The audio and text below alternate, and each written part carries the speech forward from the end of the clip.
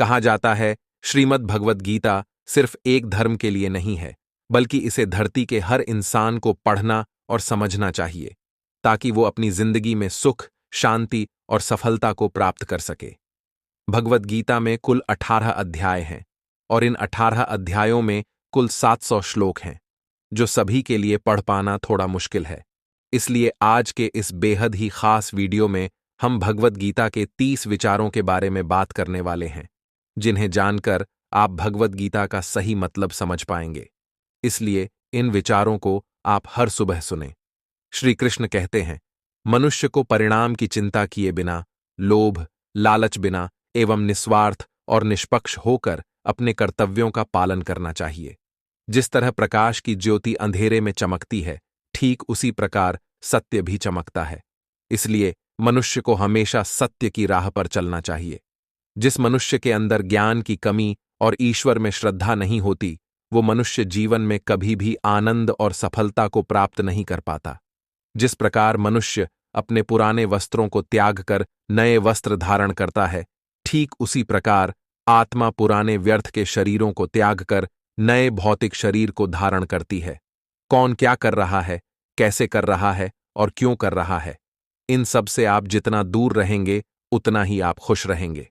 समझदार व्यक्ति जब संबंध निभाना बंद कर देता है, तो समझ लेना उसके आत्मसम्मान को कहीं न कहीं ठेस अवश्य पहुंची है। मोह उसी का करो जिस पर आपका अधिकार है, जिस पर आपका अधिकार ही नहीं है उसका मोह भी नहीं करना चाहिए। जो दूसरों की तकलीफों को समझते हैं, जिनमें दया है, दिल से अच्छे हैं, उन्हें दोबारा जन्म लेना नहीं पड़ता। प्रबुद्ध व्यक्ति के लिए गंदगी का ढेर, पत्थर और सोना सभी समान हैं। आपके कर्म ही आपकी पहचान है, वरना एक नाम के हजारों इंसान हैं। प्रेम सदैव माफी मांगना पसंद करता है और अहंकार सदैव माफी सुनना पसंद करता है। विषयों के बारे में सोचते रहने से मनुष्य को उनसे आसक्ति हो जाती है। इससे उनमें कामना यानी इच्छा पैदा होती है, और कामनाओं में विघ्न आने से क्रोध की उत्पत्ति होती है। सदैव संदेह करने वाले व्यक्ति के लिए प्रसन्नता ना इस लोक में है, ना ही कहीं और। कर्म वह फसल है जिसे इंसान को हर हाल में काटना ही पड़ता है। इसलिए हमेशा अच्छे बीज बोए ताकि फसल अच्छी हो। जो होने वाला है वो होकर ही रहता है, और जो नहीं होने वाला वह कभी नहीं होता। ऐसा निश्चय जिनकी बुद्धि में होता है, उन्हें चिंता कभी नहीं सताती है। अच्छे कर्म करने के बावजूद भी लोग केवल आपकी बुराइयां ही याद रखेंगे। इसलिए लोग क्या कहते हैं, इस पर ध्यान मत दो, तुम अपना कर्म करते रहो। जितना हो सके खामोश रहना ही अच्छा है, क्योंकि सबसे ज्यादा गुनाह इंसान से उसकी जुबान ही करवाती है। गीता में भगवान श्री कृष्ण कहते हैं, हे अर्जुन, अपने परम भक्तों जो हमेशा मेरा स्मरण या एक चित्त मन से मेरा पूजन करते हैं, मैं व्यक्तिगत रूप से उनके कल्याण का उत्तरदायित्व लेता हूं। हे पार्थ, जो लोग भक्ति में श्रद्धा नहीं रखते, वे मुझे प्राप्त नहीं कर पाते। अतः वे इस भौतिक जगत में जन्म मृत्यु के मार्ग पर वापस आते रहते हैं। मौन सबसे अच्छा उत्तर है किसी ऐसे व्यक्ति के लिए जो आपके शब्दों को महत्व नहीं देता है। बदल जाओ वक्त के साथ, या फिर वक्त बदलना सीखो। मजबूरियों को मत कोसो, हर हाल में चलना सीखो। किसी काम की चिंता करना ठीक है, पर चिंता इतनी भी नहीं होनी चाहिए कि वह काम ही बिगड़ जाए। अच्छी नीयत से किया गया काम कभी व्यर्थ नहीं जाता, और उसका फल आपको जरूर मिलता है।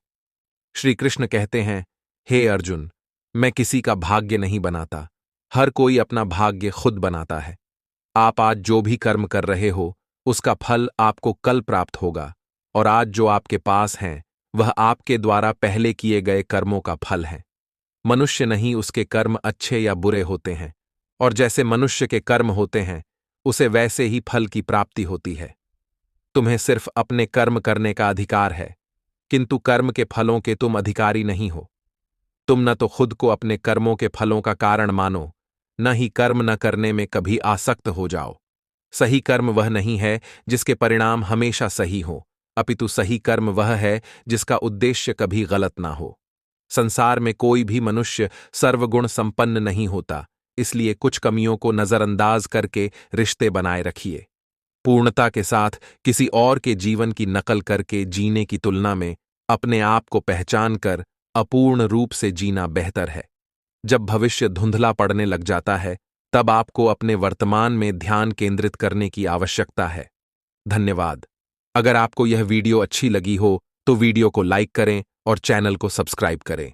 जय श्री कृष्णा।